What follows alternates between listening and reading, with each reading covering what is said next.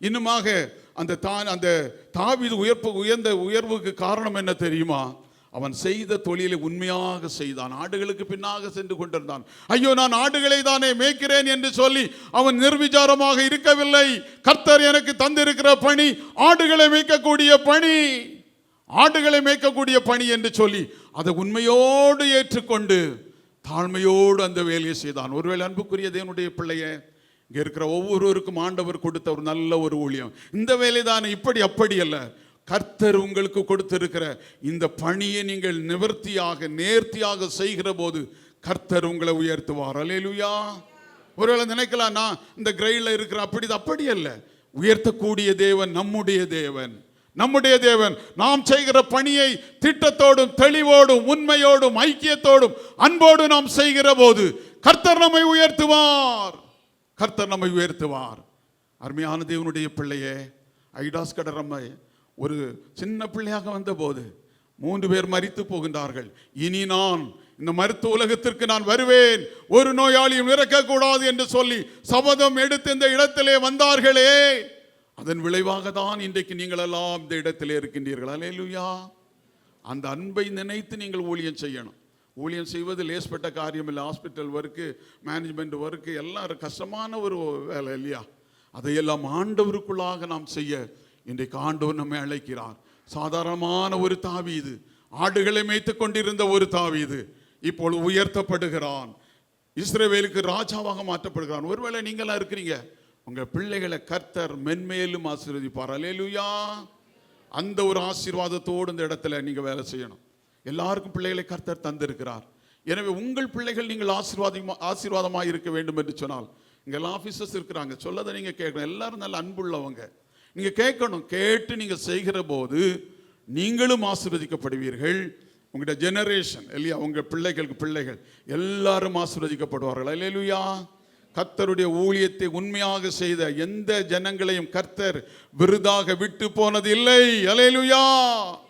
தாவீதுனுடைய வாழ்க்கை நமக்கு ஒரு எடுத்துக்காட்டாக காணப்படுகிறது. அடுத்தபடியாக பாருங்கள், துதிக்கிற போது ஒரு பாவ உணர்வை கர்த்தர் நம்முடைய வாழ்க்கையிலே கொண்டு வருகிறார். தாவீதுக்கு துதித்த போது ஒரு பெரிய ஒரு ஆசீர்வாதம் கிடைத்தது. பிற்பாடு பாருங்கள், தாவீது என்ன செய்கிறான் பாருங்கள். துதித்த போது ஒரு பாவ வாழ்க்கையிலிருந்து விடுதலை பெறுகிறான். 2 சாமுவேல் 12ஆம் அதிகாரம் 13வது வசனத்திலே பார்க்கிற போது, அப்பொழுது தாவீது நாத்தானிடத்தில், நான் கர்த்தருக்கு விரோதமாக பாவம் செய்து விட்டேன். தீர்க்கதரிசியே, ஆண்டவர் என்னை அபிஷேகம் பண்ணினது உண்மை, ஆண்டவருடைய அன்பை நான் எடுத்து சொன்னது உண்மை. ஆனாலோ நான் ஒரு பாவத்தை செய்து விட்டேனே, ஒரு இச்சையை நான் செய்து விட்டேன். உரியா மனைவி என்னுடைய மனைவியாக்கி கொண்டேன், என்னை மன்னித்துக் கொள்ளும் என்று சொல்லி ஆண்டவரோடு பேசினான். நாத்தான் இடத்திலே மன்னிப்பு கேட்டவனாக காணப்பட்டான். நாத்தான் என்ன செய்கிறான் பாருங்கள், கர்த்தருடைய பாவத்தை மன்னித்தார். இனி நீ பாவம் செய்யாதே என்று சொல்லி அவ்விதமான வேத புஸ்தகத்திலே பார்க்கிறோம். அன்பான தேவனுடைய பிள்ளையே, உலக பிரகாரமாக நாம் பல காரியங்களை நாம் செய்வதுண்டு. ஒருவேளை பாவ சூழ்நிலையிலே விழுந்து விட்ட ஒரு சூழ்நிலை இருக்கலாம், அதையும் மாற்றக்கூடிய தேவன் நம்முடைய தேவன். அல்லேலூயா. இந்த பாவ உணர்வு எப்படி வருகிறது தெரியுமா? அவன் துதித்த போது ஒரு பாவ உணர்வை கர்த்தர் கட்டளையிட்டார் என்று சொல்லி நாம் வேத புஸ்தகத்திலே பார்க்கிறோம். அன்புக்குரிய தேவனுடைய பிள்ளையே, இந்த பாவ உணர்வு தான் இன்றைக்கு நமக்கு தேவை. இன்றைக்கு பாருங்க, நம்முடைய வாழ்க்கையில் ஒரு ஜெனட்டிக் கேரக்டர்ஸ் எல்லாம் கண்டினியூ ஆகிட்டே இருக்குது. பாவத்தில் நாம் விழுகிற போது, ஆண்டவரோடு நாம் மன்னிப்பு கேட்கிற போது, ஆண்டவர் நிச்சயமாக நம்முடைய பாவத்தை மன்னிக்கக்கூடிய ஒரு தேவனாக காணப்படுவார். அல்லேலூயா. அல்லேலூயா. எனக்கு அன்புக்குரிய தேவனுடைய பிள்ளையே, நீங்கள் யாராக இருந்தாலும் சரி, ஆண்டவரை நீங்கள் துதித்து பாருங்கள், ராபகலும் துதித்து பாருங்கள். உங்களுடைய வாழ்க்கையிலே செய்த பாவத்தை கர்த்தர் மாற்றுவார் என்று சொல்லி வேதம் சொல்லுகிறது. இவனோ மனங்கசந்து அழுதான், ஆண்டவரே என்னுடைய பாவத்தை நீர் மன்னிப்பீராக, என்னை நீர் ரட்சித்துக் கொள்ளும், நான் செய்தது பாவம் என்று சொல்லி அவன் ரெட்டுடுத்தான் என்று சொல்லி நாம் வேத புஸ்தகத்திலே பார்க்கிறோம். ஆண்டவரிடத்திலே மன்னிப்பு உண்டு. மன்னிக்க கூடிய தேவன் நம்முடைய தேவன். ஒருவேளை சூழ்நிலை நிமித்தமாக பாவத்தோடு நீங்கள் விளையாடி கொண்டிருக்கலாம். ஆண்டவரே என்னை மன்னியும், ஆண்டவரே நான் உம்மை துதிக்கிறேன், ஆண்டவரே தாவீதை போல நான் துதிக்கிறேன், என்னை மன்னியும் ஆண்டவரே என்று சொல்லுகிற போது ஆண்டவர் நம்முடைய பாவங்களை மன்னிக்க கூடிய ஒரு தேவனாக காணப்படுவார். எனக்கு அன்புக்குரிய தேவனுடைய பிள்ளையே, துதிக்கிற போது பாவ உணர்வை கொண்டு வந்து தேவன் ஆசீர்வாதத்தை கொண்டு வருவார். பின்னும் பாருங்கள், திரும்பவும் அந்த இஸ்ரவேலை ஆளும்படியான ஒரு ஸ்லாக்கியத்தை அந்த தாவீதுக்கு ஆண்டவர் கட்டளையிட்டார். அவன் திரும்பவும் ராஜாவானான் என்று சொல்லி வேத புஸ்தகத்திலே பார்க்கிறோம். எவ்வளவு ஒரு அன்புள்ள ஆண்டவர், நம்மை நேசிக்கக்கூடிய கர்த்தர், நம்மை அரவணைக்கக்கூடிய தேவன், நம்மோடு பேசக்கூடிய தேவன் இன்றைக்கு நம்மோடு பேசுகிறார். அருமையான பிள்ளைகளே, இங்க இருக்கிற நீங்கள் யாராக இருந்தாலும் சரி, ஆண்டவரிடத்திலே மன்னிப்பு உண்டு. ஆண்டவரிடத்திலே மன்னித்து நம்மை சேர்த்துக் கொள்கிற ஒரு தேவனாக காணப்படுவார். நம்மை மன்னிக்கக்கூடிய ஒரு தேவன், உலகத்திலே நம்மை மன்னிக்கக்கூடிய தேவன் ஒரே ஒரு தேவன், ஆண்டவராகிய இயேசு கிறிஸ்து மட்டும் ஒருவரே. அல்லேலூயா. எனக்கு அன்புக்குரிய தேவனுடைய பிள்ளையே, அந்த உணர்வோடு நாம் வாழ்கிற போது கர்த்தர் நம்மை அளவில்லாமல் ஆசீர்வதிப்பார் என்று நாம் வேத புஸ்தகத்திலே பார்க்கிறோம். கடைசியாக துதி என்ன செய்கிறது பாருங்கள். துதிக்கிற போது ஒரு வெற்றியை ஆண்டவர் நம்முடைய வாழ்க்கையிலே மாற்றுகிறார்.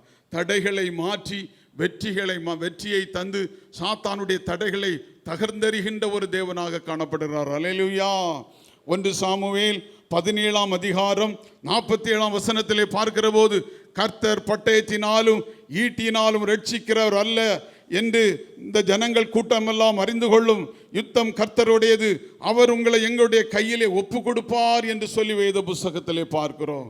இங்கு பாருங்கள், தாவீது ஆடுகளை மேய்த்துக் கொண்டிருந்திருக்கிறான். பெலிஸ்தரின் படை வீரனாகிய கோலியாத் அங்கு இஸ்ரவேல் ஜனங்களை தாக்குவதற்காக வந்து கொண்டிருக்கிறான். எல்லா மக்களும் பயந்து காணப்படுகிறார்கள். இவன் பெரிய ஒரு வீரனாக காணப்படுகிறானே, நம்முடைய நாட்டை இவன் பிடித்து விடுவானோ, நம்மை அழித்து விடுவானோ, நம்முடைய பிள்ளைகளை பிடித்து கொண்டு போய்விடுவானோ என்று சொல்லி கண்ணீரோடும் கவலையோடும் காணப்பட்டார்கள். ஆனால் என்ன நடந்தது பாருங்கள். அந்த தாவீது அந்த இடத்திலே வருகிறான். அவன் வெண்கல கவசங்களை எல்லாம் அணிந்து மிக ஒரு முரடனாக அந்த இடத்திலே வருகிறான். ஆனால் இந்த தாவீது என்ன செய்கிறான் பாருங்கள். நசரேனாகிய இஸ்ரவேலின் கர்த்தருடைய நாமத்தினாலே நான் வருகிறேன் என்று சொல்லி அந்த ஓடையில் உள்ள கூழாங்கற்களையும் எடுத்துக்கொண்டு கவனையும் எடுத்துக்கொண்டு வருகிறான். எல்லாரும் பரிகேசித்தார்கள். என்ன இவன் சிறுவன், என்ன செய்ய போகிறான்? அந்த கோலியாத்து செய்கிறான், நான் என்ன நாயா என்னை அடிப்பதற்கு என்று சொல்லுகிறான். இவன் என்ன செய்கிறான் பாருங்கள். இஸ்ரவேலுடைய கர்த்தருடைய நாமத்தினாலே சொல்லுகிறேன், நான் உன்னை வீழ்த்துவேன் என்று சொல்லி அந்த கூழாங்கற்களை எடுத்துக்கொண்டு அந்த தலைக்கு நேராக அடித்தான் என்று சொல்லி வேத புஸ்தகத்திலே பார்க்கிறோம். அந்த வேளையிலே அவன் இறந்தான் என்று நாம் வேதத்திலே பார்க்கிறோம். அல்லேலூயா. துடித்து இறந்தான்.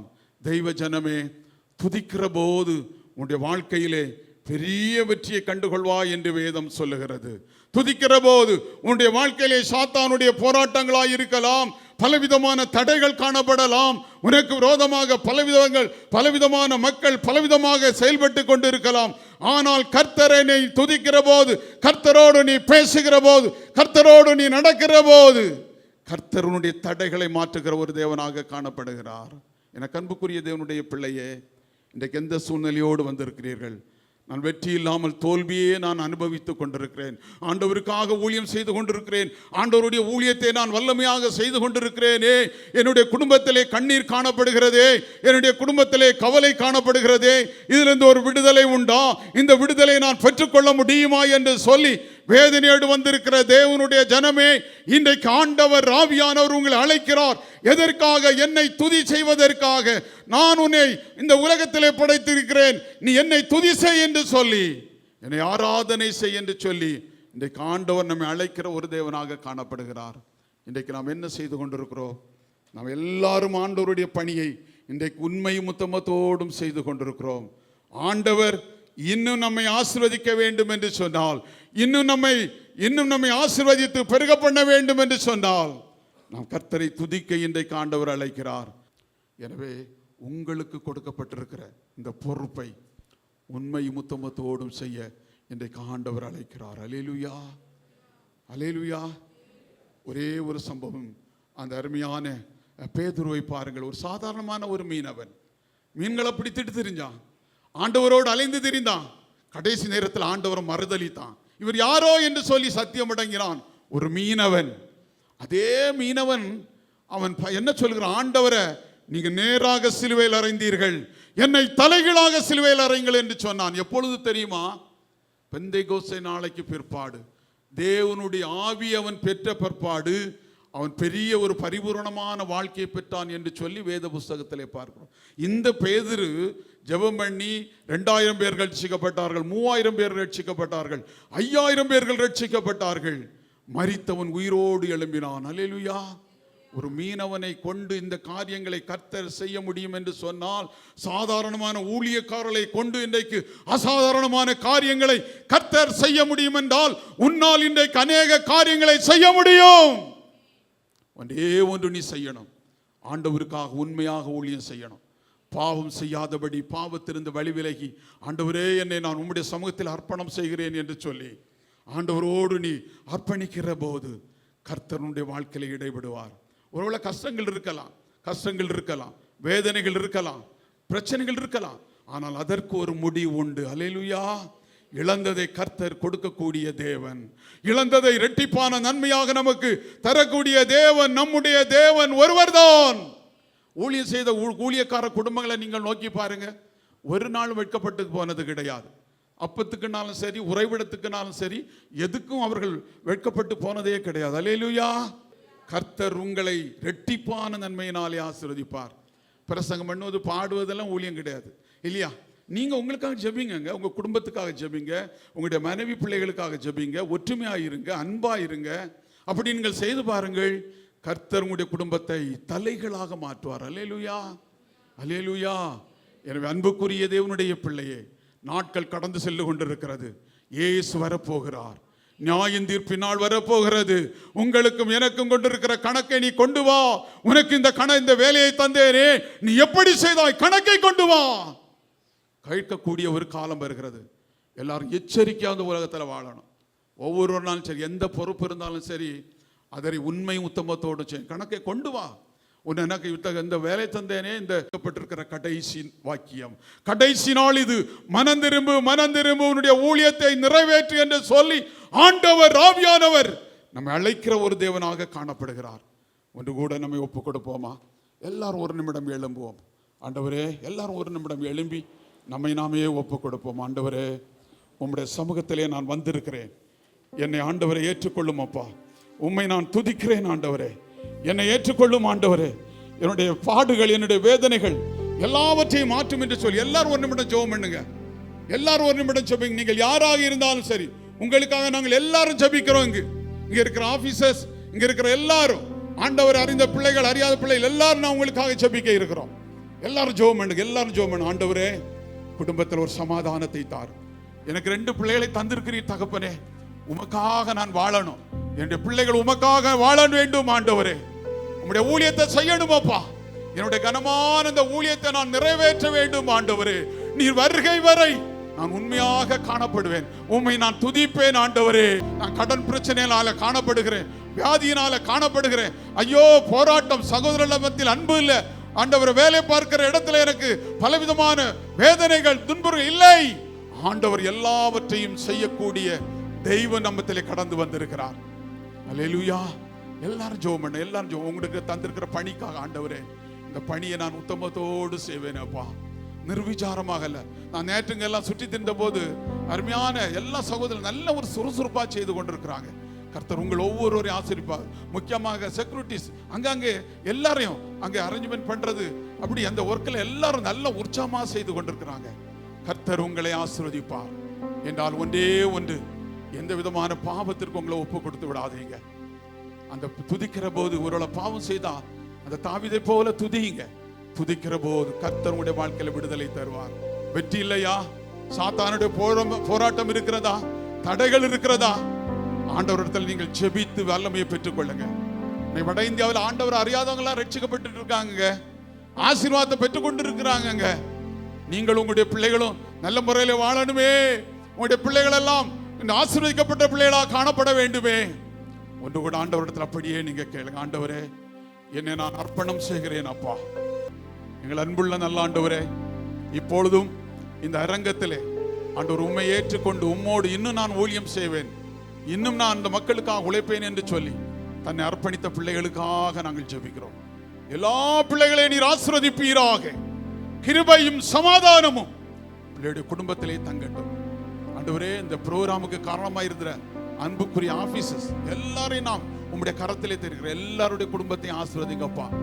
எல்லாருடைய குடும்பத்திலும் பிரச்சனைகள் உண்டு, வேதனைகள் உண்டு. ஆசீர்வதிக்கவே நீர் ஆசீர்வதியும். இந்த நிறுவனம் இன்னும் பெருகணும் அப்பா, ஹாஸ்பிட்டல் பெருகணும். இன்னுமாக பல காரியங்களை பில்டப் பண்ணிட்டு இருக்கிறாங்க. எல்லா பண வசதி கிடைக்கணும், இன்னும் வளரணும், இன்னும் வளரணும். ஆண்டவருடைய நாம் இதன் மூலம் மகிமைப்படணும். எனவே ஆண்டவரே ஒவ்வொருவரையும் ஆசீர்வதி.